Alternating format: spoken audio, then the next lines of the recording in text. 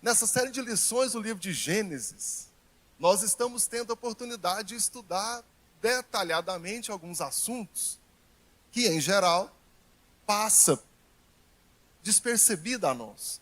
E é bom quando nós temos esse tempo extra ao longo dessa série de lições para estudar sobre isso.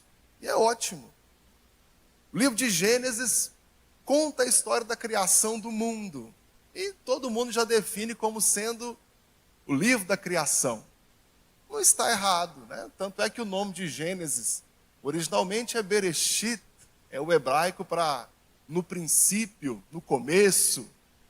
E vai ter aquele que diz que o Gênesis é para defender o criacionismo. Não está certo isso, né? O livro de Gênesis não foi escrito para defender uma visão filosófica ou científica acerca da criação. Até porque o Gênesis só declara que Deus criou. No princípio, criou Deus os céus e a terra. Não é? Os evolucionistas que lutem, Deus criou. E ponto final. É assim. Mas, de fato, é um livro de origens. E a gente sempre se concentra na origem do mundo. Os capítulos 1 e 2 falam da criação, e eu me concentro nisso.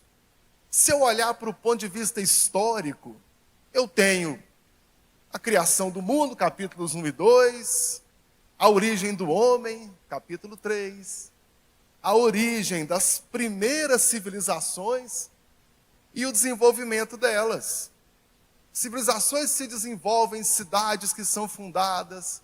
Aí eu tenho música, metalurgia, agricultura, pecuária. Tenho indústria têxtil. A indústria é uma expressão forte, mas produção têxtil nessas civilizações. Até para quem acha que na Bíblia esses primeiros povos eram um bando de primatas que moravam em cavernas, caçando com a unha, tem que ler o livro de Gênesis e ver aí ferramentas, música. Música, irmãos. Até hoje tem fabricante de flauta que não sabe afinar vender uma flauta que dá o tom correto. Pergunta para o seu professor de música da escola se ele aceita todas as marcas de flauta doce quando vem no seu material escolar para comprar. Mas eu tenho música lá no Gênesis. Se eu olhar do ponto de vista espiritual, o Gênesis me fala da entrada do pecado no mundo pela desobediência no Éden, o pecado de Caim, que desenrola na morte do irmão de Abel, e na maldade que assola toda a humanidade. A maldade que vai a todos os homens. Então eu tenho, de outro ponto, o início da adoração a Deus. Quando Caim e Abel traz uma oferta a Deus, é um culto, é um ato de adoração. Lá em Gênesis 4, fala de Enos, filho de Sete, e que no tempo dele começou a invocar o nome do Senhor. Eu tenho a origem do culto público a Deus, também no livro de Gênesis.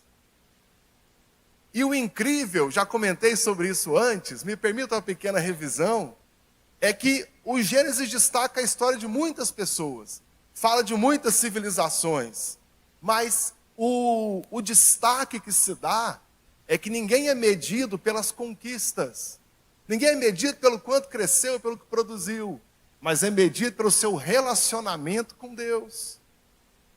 A geração de Caim fundou cidades, desenvolveu em muitas coisas, mas são chamados de filhos do homem, porque eles não buscavam a Deus. A descendência de Sete, que nasceu e ficou no lugar de Abel, é chamado de geração dos filhos de Deus, porque eles invocavam o nome do Senhor. No Gênesis ninguém é especial porque é bom em alguma coisa, é especial ou não, se busca a Deus ou não. Eu olho para a história e vejo isso. Quem são as pessoas especiais? Quem são? Aqueles que adoram a Deus. Aqueles que têm um coração cheio de fé e que buscam o Senhor. Aqueles que invocam o nome do Senhor. E eu tenho os primeiros capítulos de Gênesis tratando disso. Até o capítulo 11. Só que no capítulo 12 eu tenho uma virada na narrativa. Uma mudança fundamental aqui. Nos primeiros capítulos, se concentra ali em Adão e Eva, Caim e Abel, 7, depois fala das civilizações, surgimento delas, mas no capítulo 12 a história se concentra em Abraão. E aí eu vou, nessa linha de tempo, seguir os patriarcas, a descendência de Abraão, até Jacó, até José, e o livro de Gênesis acaba com o povo indo para o Egito para fugir dos 7 anos de fome. Então, vocês podem ter agora uma linha de tempo do que é a narrativa do Gênesis. E no capítulo 12, Deus chama Abraão, convida Abraão para que Abraão ande com ele. Deus escolheu de todos os povos um homem, para que através dele o nome do Senhor fosse conhecido por todos. Essa é a chamada de Abraão. Eu falei para os irmãos que a Bíblia classifica até aqui, o Gênesis classifica os homens se eles buscam a Deus ou se eles não buscam a Deus. O relacionamento com Deus é a chave. Todo mundo conhece a fórmula Deus de Abraão, Isaac e Jacó.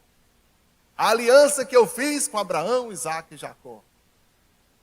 As pessoas sendo conhecidas pela vida que esses pais, que esses patriarcas, tiveram com Deus.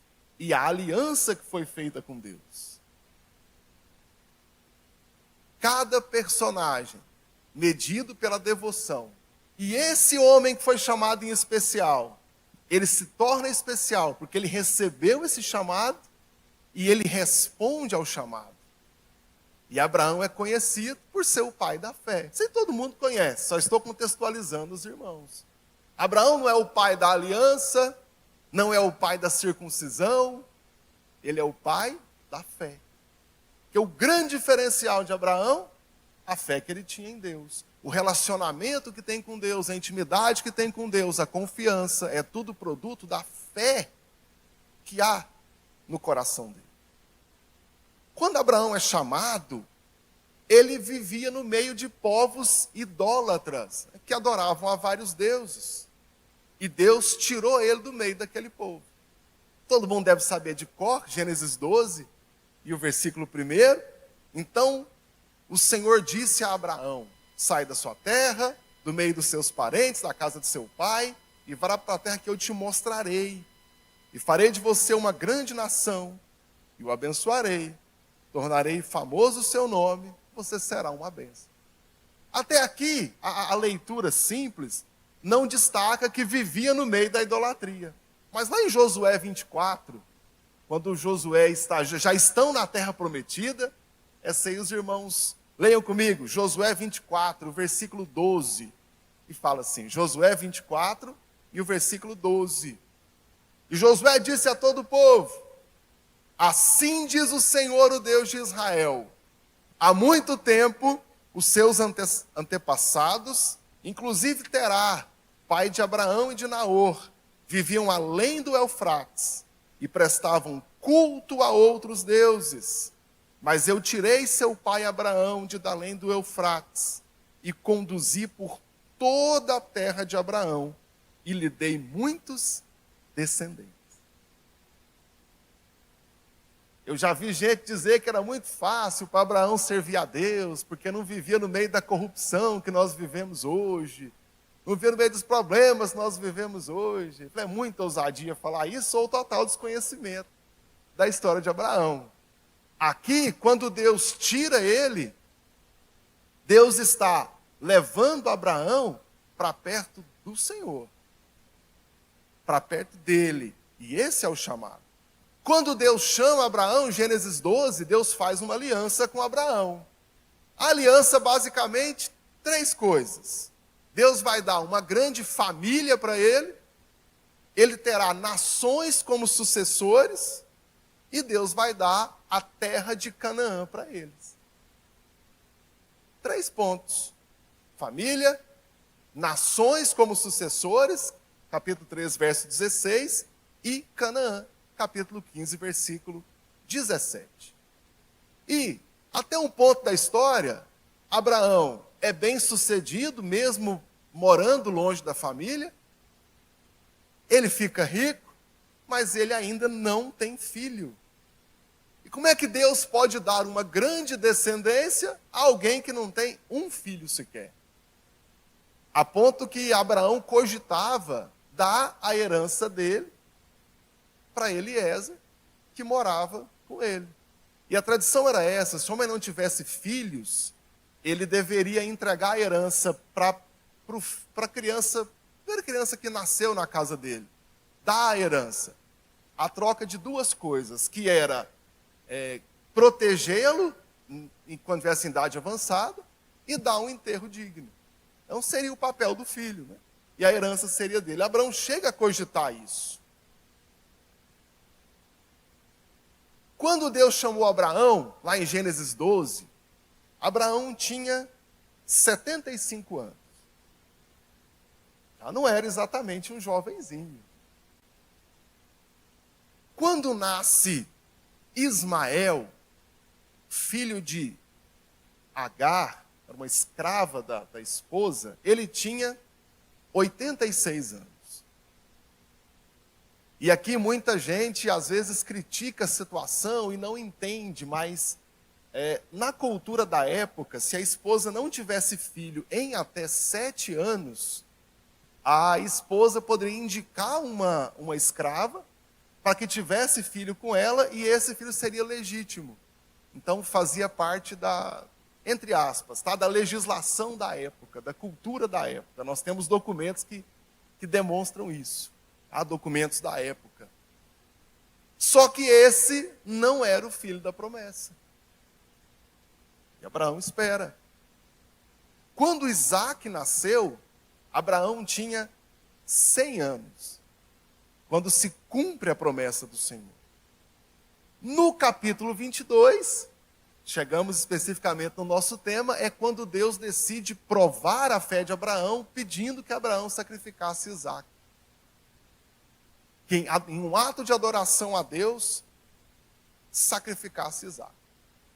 E aqui eu quero fazer uma análise dupla com vocês. A primeira, entender o acontecimento e a relevância para Abraão em si, e depois analisar a partir do tipo bíblico ou tipo teológico. Agora eu vou explicar o que é tipo, para quem não sabe o que é isso. Vamos lembrar de uma coisa. De fato, na prática, Abraão tinha 2 filhos. Tinha Ismael e tinha Isaac. Ainda que não fosse o filho da promessa, era um filho dentro daquela casa. Então, até aquele momento, eu tenho alguém que já experimentou a promessa no sentido de ser bem-sucedido, de ser muito rico, para ser pai de muitas nações, tem 2 filhos em casa. Está tudo certo. Isaac é da promessa, mas tem 2. No capítulo 21 de Gênesis, começa uma confusão lá, porque o Ismael estava caçoando demais do Isaac, e acaba que Sara manda Agar embora com o menino. E eles vão. Não é o nosso tema de hoje, não vou entrar em detalhes, mas eles vão. Que o deserto dê conta dos 2. E agora eu tenho um filho em casa. Ah, é o filho da promessa. Eu tinha 2, agora eu tenho 1. Até que um belo dia Deus fala, pega o seu filho, e agora todo mundo vai entender a ênfase. No versículo 2 do capítulo 22, quando Deus fala, toma o seu filho, o seu único filho, a quem você ama. Porque o outro já não estava mais em casa, foi expulso, ficou 1, e esse 1, agora você vai trazer em sacrifício para mim. Eu fico pensando que foi difícil entender que Deus estava realmente pedindo isso. Primeiro, porque não há histórico de sacrifício humano. Eu olho para a Escritura, até o capítulo 12, não tem sacrifício humano. Depois também não tem, tá? Mas estamos olhando com os olhos de Abraão. Não tem sacrifício humano.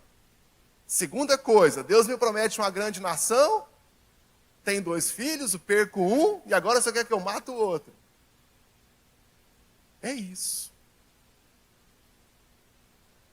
E o filho que Deus prometeu que ia dar, e deu. Tenta olhar com o olho de Abraão. Deus deu a promessa, está lá o menino, agora mata o menino em sacrifício. Ué, mas não é esse o menino que o Senhor deu em promessa? Dele surgiu uma grande nação? Então não faz nem sentido. Mas essa era a ordem de Deus. Aqui eu tenho um desafio tanto de fé quanto de obediência a Deus. Não é só fé. Apesar que o desenvolvimento da fé desemboca em obediência, mas entenda esses dois pontos. Eu creio em Deus, eu tenho fé no Senhor, e eu estou disposto a obedecer a sua palavra, ainda que não faça o menor sentido. Ainda que eu não entenda o raciocínio. E era o que Deus cobrava de Abraão aqui. E aí, até o versículo 7, eles sobem no Monte Moriá para adorar a Deus. A certeza de que ele obedeceria a Deus é tão grande que se eu olhar para o versículo 5, olha aí para a sua Bíblia, 22, 5, Abraão fala para os servos, fiquem aqui, que eu vou subir com o menino. Ele sobe sozinho, para não ter perigo de ninguém tentar impedir. Ou vocês podem achar outra justificativa, eu não consigo ver outra. Senão Abraão sobe sozinho, na hora que ele fosse tentar sacrificar o menino, não tinha ninguém lá para dizer, não, não faz isso com seu filho. Ele sobe sozinho. Subindo no monte, no versículo 7, o filho pergunta, cadê o animal do sacrifício? Cadê o animal? Eu suponho que foi a pior pergunta que o filho dele fez para ele a vida inteira. E eu tenho uma resposta bem diplomática. Deus proverá para si um cordeiro. E aqui tem um ponto. O verbo hebraico aqui não tem tradução direta para o português. Eu procurei, tem sentido de ver. Né? Deus verá para si um cordeiro, que não faz nem sentido no nosso idioma. Mas esse verbo, o ha'á, ele tem um sentido assim, vai ser do jeito de Deus. Vai ser do jeito que Deus quiser que seja feito.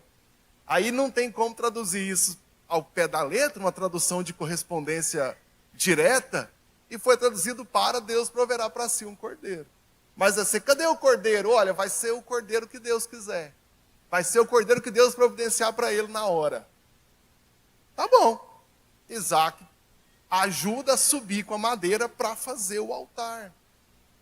Deus há de prover. Deus proverá.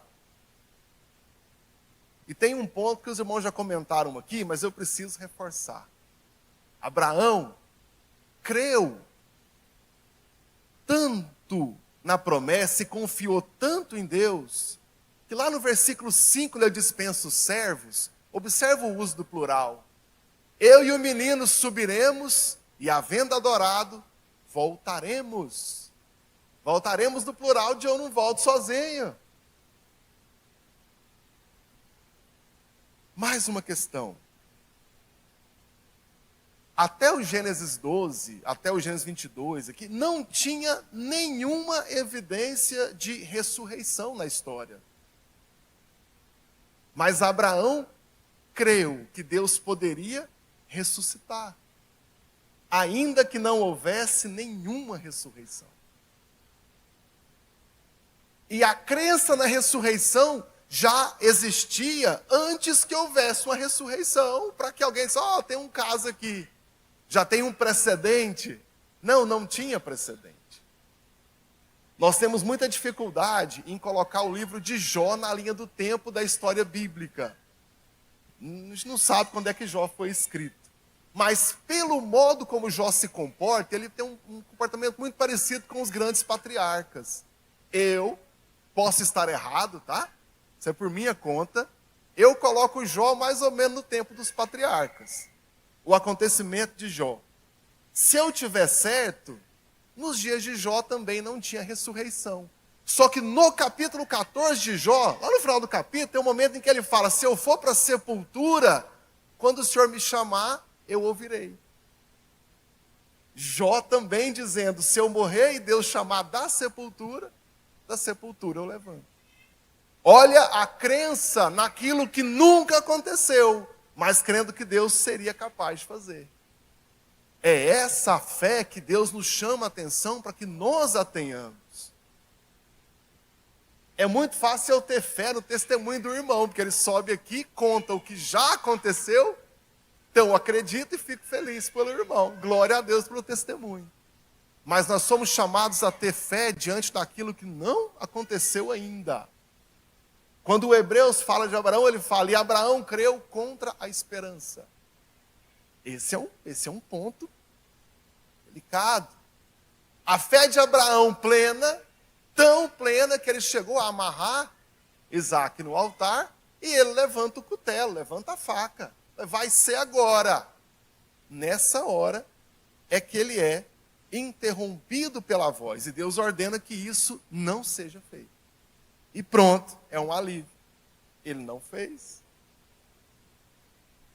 Uma vez que Isaque foi solto da amarra ali, do sacrifício, nós temos duas questões. O alívio, certamente, o alívio em Abraão, de não ter que sacrificar o próprio filho. Não é? O alívio do próprio Isaque de não ser sacrificado. E, ao mesmo tempo, uma lição de fé para Isaque, confia no Senhor. Não foi só uma prova de fé para Abraão, foi também para Isaque. A Bíblia não fala nada de Isaque dizer que não vai. Muita gente argumenta aí que era muito criancinha Isaque, mas não era não, tinha aí entre 15 e 20 anos. Já tentou segurar seu filho de 20 anos? Eu já tinha 1,90 m com 20 anos. Então não segura. Um homem aí de 120 tentando segurar um de 20, dá conta? Então tá, então ele tinha obediência e confiança em Deus. E aqui nós temos a confirmação de que vale a pena servir a Deus. Abraão não tinha falado para Isaque, olha, Deus vai prover do jeito dele o cordeiro.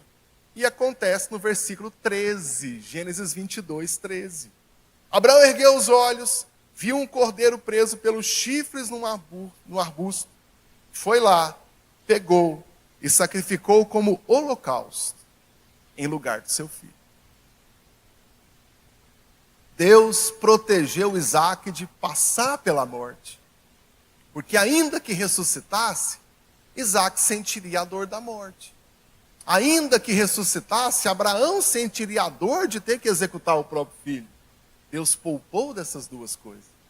E ainda providenciou o animal para o sacrifício do jeito que Abraão havia dito. E ao mesmo tempo temos uma lição aqui histórica de que Deus não aceita sacrifício humano, e nós não temos isso. O sacrifício é de animal. Se algum homem foi sacrificado, foi o próprio Deus. Foi Jesus que na cruz foi sacrificado. Falei para os irmãos que eu faria uma análise dupla aqui. A primeira é essa, historicamente, a historicidade do texto e pontos importantes da lição prática que foi na vida de Abraão e Isaque, esse acontecimento. Em teologia, existe o chamado tipo teológico ou tipo bíblico, que é quando um acontecimento aponta para um evento escatológico. Quando existe um acontecimento no Antigo Testamento, que ele tem o seu valor para aquele momento, mas eu encontro ali elementos que vão apontar, como se fosse um ensaio do que vai acontecer num evento futuro. Ah? 2 exemplos para os irmãos. Acontece Moisés faz uma serpente de bronze, coloca sobre uma haste, e quem fosse picado de cobra venenosa, se olhasse para a serpente, ficaria curado. Em João 3,14, Jesus fala, da mesma forma como Moisés levantou a serpente no deserto, assim também é necessário que o Filho do Homem seja levantado. Aquela serpente no deserto é um tipo da cruz de Cristo. Aquele que estava envenenado de serpente, olhava para a serpente de bronze e ficava curado. Em Cristo, aquele que está contaminado pelo pecado, olha para a cruz de Cristo e também é limpo. Então, isso é um tipo teológico. Outro bom exemplo, a Arca de Noé. Durante o tempo de construção da arca, a palavra de Deus foi pregada, o anúncio do arrependimento foi pregado. Não aceitaram, até que veio o dilúvio. E a arca representou a salvação para aqueles que creram e entenderam a mensagem do juízo. Em Mateus 24, 37, o próprio Jesus diz, Mateus 24, 37, como foi nos dias de Noé, assim também será a vinda do Filho do Homem. A salvação na arca é um tipo da salvação que acontecerá no último dia, quando Deus salvar a igreja e levar para a Nova Jerusalém. A partir daí, eu quero tirar alguns pontos na história de Gênesis 22 e trazer para nós hoje. Gente, Isaac é o filho da promessa. Isaac foi concebido por um milagre. Leiam o texto com calma aí. Isaac foi concebido por um milagre. Para que através desse garoto, desse filho, surgisse uma grande nação. Através de um único filho, surgiria uma nação que seria chamada, até hoje, de povo de Deus.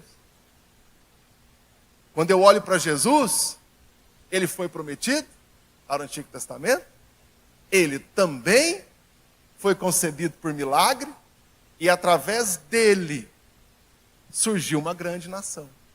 Em Apocalipse 1, versículo 5, diz assim, através do seu sangue, Apocalipse 1, versículo 5, através do seu sangue nos constituiu uma nação de reis e sacerdotes.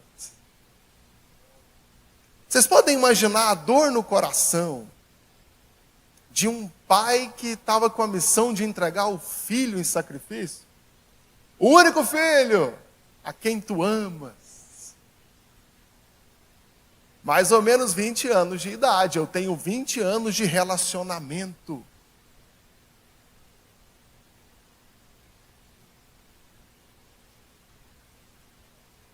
Jesus entregou o Filho único dele em sacrifício por nós.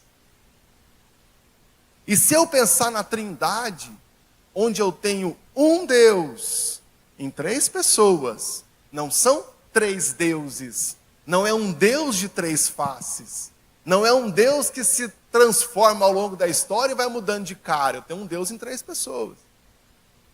Deus deu dele mesmo. E tudo que Jesus sentiu, ele também sentiu. Isaac aceitou ir para o altar de sacrifício para obedecer à ordem do pai dele. Ordem de Deus, é claro, mas quem dá a ordem diretamente é Abraão. Jesus, em João 6,38, fala, pois desci do céu, João 6,38, pois desci do céu, não para fazer a minha vontade, mas a vontade daquele que me enviou. E Jesus está aqui. Ainda que não chegasse às vias de fato, Isaac foi levado para o altar de sacrifício. E lá ele foi amarrado, que seja por 1 minuto, mas olha a agonia. Mas quando foi a vez do Filho de Deus, Deus não poupou o próprio Filho. O apóstolo Paulo lembra disso em Romanos 8,32. Aquele que não poupou o seu próprio Filho, mas o entregou por todos nós. Deus teve misericórdia de Abraão e poupou o filho dele. E por amor a nós, Deus não poupou o próprio filho dele. Não poupou a si mesmo, no sentido da Trindade, de enfrentar a morte na cruz. Quando Isaac perguntou onde é que está o cordeiro, a resposta foi, Deus vai arrumar um cordeiro para ele.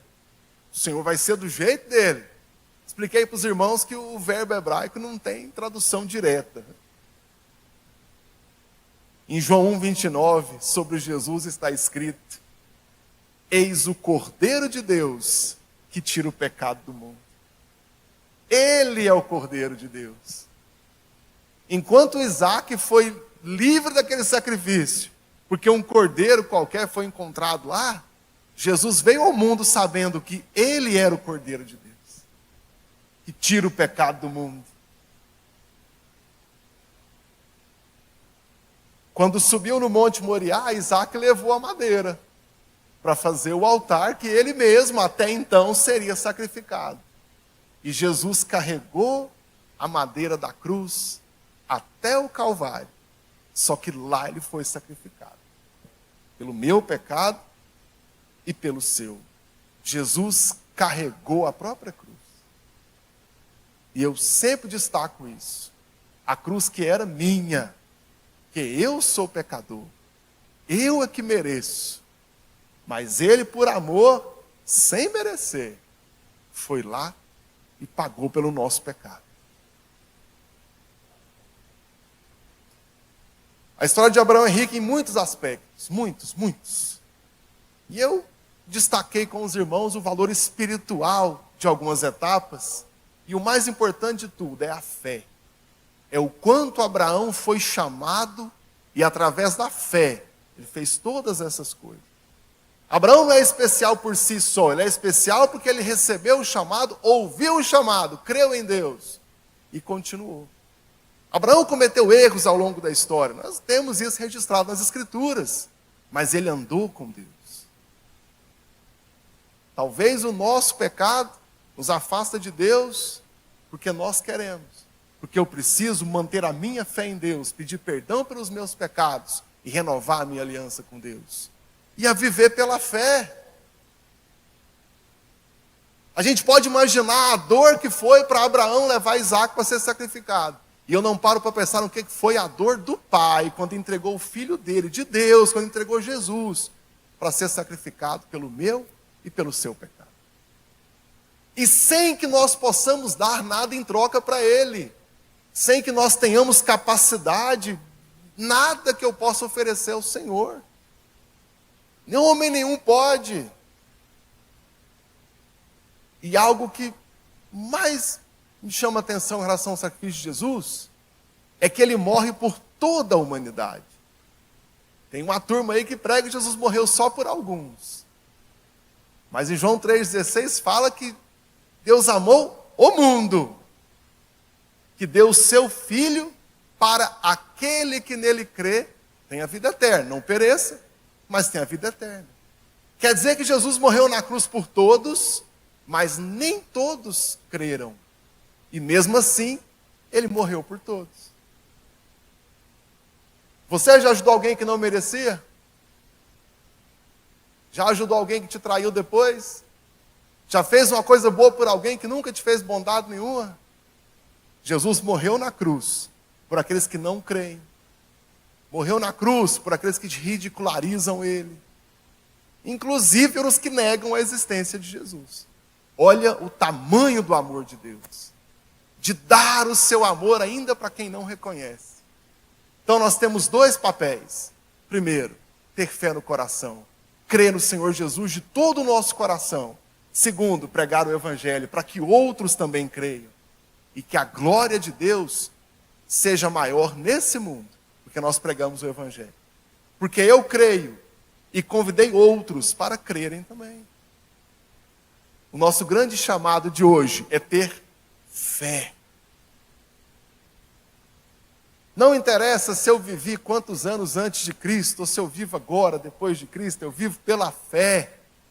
Abraão foi chamado e teve fé em Deus. E pela fé teve uma aliança com Deus. E pela fé nós estamos falando dele hoje. Mas o que é importante para nós? Guardar essa fé no coração. Fé no Senhor. O importante de andar com Ele. Tudo que foi conquistado foi pela fé. E eu convido os irmãos a exercitar essa fé, a pedir a Deus que nos dê fé. Coloque fé no nosso coração. Honrá-lo pela fé. Adorá-lo pela fé. Segui-lo pela fé. Até porque não há outro modo de agradar a Deus. Hebreus capítulo 11, versículo 6, muito conhecido. Sem fé é impossível agradar a Deus. Deus não quer sacrifício humano, Deus não quer ato profético. Deus quer fé. Você precisa de paz no coração? Está difícil dormir? Romanos capítulo 5, versículo 1. Tendo sido, pois, justificados pela fé, temos paz com Deus. A sua família precisa de salvação? Atos 16, 31. Crê no Senhor Jesus e serás salvo tu e a tua casa. Tem alguém doente, precisando de cura? Tiago capítulo 5, versículo 15. E a oração da fé salvará o doente, e o Senhor o levantará. E tem inúmeros outros versículos que eu poderia ler com os irmãos e lembrar a todos, que nós fazemos tudo pela fé. Por mais nada, por fé. Se eu tenho fé, até Jesus disse isso, irmãos sabem de cor, você vai dizer para esse monte, vem para cá, e o monte vem. Eu tenho fé. E se eu não tenho fé, eu posso orar a Deus e dizer, Senhor, me ajuda na minha falta de fé. Coloca fé no meu coração. Eu não quero servir a Deus por uma cultura geral. Vivo num país cristão, então eu sou cristão. Ah, o meu avô, o meu pai, eu venho à igreja porque todo mundo vem, né? Não. Que eu esteja aqui, que eu estou cheio de fé no coração, porque eu creio no Senhor Jesus, porque eu creio nele, porque eu tenho fé no coração. Podemos orar juntos, pedindo a Deus para nos dar fé? Vamos de pé, feche os seus olhos, vamos orar a Deus. Senhor, os irmãos podem orar comigo? Deus, nos ajuda na nossa falta de fé. Nós temos tanta dificuldade em colocar nossa confiança no Senhor, mas eu te peço misericórdia, Deus. Tem misericórdia de nós e coloca fé no nosso coração, nos ensina a crer, sem duvidar nem por um instante, que o Senhor nos cura, que o Senhor cuida de nós, que nos protege e que, acima de tudo, salvou a nossa vida.